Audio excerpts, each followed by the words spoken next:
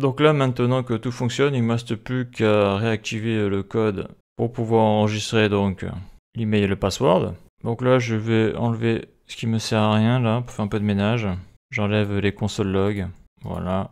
Donc ça, je vais le modifier. On va mettre hash parce que c'est le hash que je récupère ici. Donc j'ai essayé de transférer la requête SQL dans mon dossier query. Donc j'ai voulu faire un query user. Le gros souci, c'est que j'ai pas réussi à le faire. J'ai pas réussi à le faire à cause du Zen. Parce que là, j'utilise une méthode de ma classe user et j'essaie de convertir ça donc avec try catch et async await. Mais j'ai toujours eu un problème de promesse, ça ne marchait pas. Donc, en l'état actuel de mes connaissances, je sais pas le faire. Donc, si tu sais le faire, ça m'intéresse de savoir comment. Si tu sais, tu peux le mettre dans les commentaires. Donc ça, je vais le réactiver. CTRL/. Donc, je me plante pas là. Ça, c'est quoi ça? Donc ça, je le prends. CTRL-X. Ça va dans le Zen. CTRL-V. Et ce catch là, c'était le catch de quoi déjà? Oui, donc là, il y a un Zen. Donc, s'il y a un Zen, il y a obligatoirement un catch. Donc là, je regarde mes parenthèses. Ça s'arrête ici. Donc le catch, il va aller là. Ça, je le supprime. Là, je fais CTRL-X. Alors, que je me trompe pas. Voilà, c'est l'accolade qui m'intéresse ici. Ok, le catch, il va là. Le catch, il va ici. Donc là, il va y avoir une erreur. CTRL-S, voyons. Alors, la parenthèse, elle est là. L'accolade, elle est là. Ouais, donc c'est pas ici, c'est ici. CTRL-X, CTRL-V, CTRL-S. Ça, c'est le problème après qu'on fait copier-coller. Il faut s'y retrouver avec les parenthèses et les accolades. Ah, donc là, j'ai un problème. Bon, déjà, je vais le virer, le point catch. Je vais voir si ça marche. CTRL-X, CTRL-S. Là, ça marche. Donc là, je fais un send. Utilisateur enregistré, super. Donc c'était test 09. Je mets sur login, body. Si je fais test 09, est-ce que ça fonctionne? Ça marche. Donc moi, je voudrais quand même rajouter mon catch. Donc le catch, obligatoirement, il doit être ici. Là, j'ai ma parenthèse. Ça a l'air d'être bon. CTRL-S. Voilà. Je refais une requête. Donc là, si je me mets sur 10, il n'y a pas de compte en principe parce que j'en ai supprimé un paquet sur ma base de données. Utilisateur inexistant. Je me mets ici, je crée le compte, j'envoie, ça marche. Erreur, l'email test10.com n'est pas valide. Tout à fait, il faut mettre le arrobase.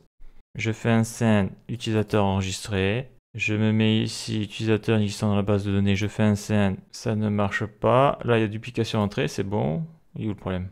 Je fais un send, utilisateur inexistant dans la base de données. Donc là, j'ai fait un CTRL-S, je fais CTRL-S. Là, j'actualise. Ok, donc là, j'ai fait une boulette.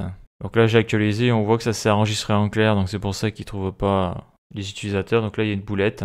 En plus, j'ai dit dans la vidéo précédente. Donc là, bien sûr, dans User, il y a l'email en clair et le mot de passe en clair. Donc là, ce qu'il faut faire, c'est ici, donc les données à envoyer dans la requête SQL pour la table User. Voilà. Donc je crée une variable const data, donc un objet. Et dans cet objet, je vais mettre l'email, c'est ce qu'attend la base de données. Email chiffré, virgule, et password. Donc le password, c'est le hash. Il est ici, là.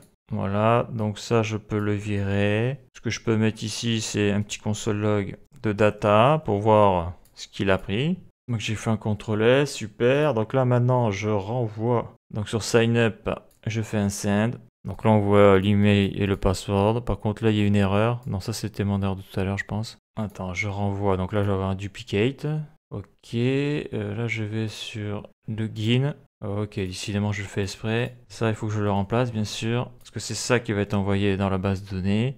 Donc, la promesse se résout. J'ai le hash du mot de passe. Donc, après, je peux créer une variable dedans. Donc, je fais un objet. Je mets email chiffré et le hash avec les bonnes clés. Voilà. Après, ça, c'est la requête que j'avais utilisée la dernière fois. Sauf que là, il faut que je remplace les données envoyées. Donc, c'est plus user, c'est data. Et après, ça ne bouge pas. Donc là, ça, c'est bon. D'ailleurs, c'est ça que j'ai pas réussi à mettre dans mon fichier query, là, à cause du Zen. J'ai essayé de convertir tout ça avec async et await, mais ça n'a pas marché. Donc là, maintenant, c'est bon. Allez, je fais un send.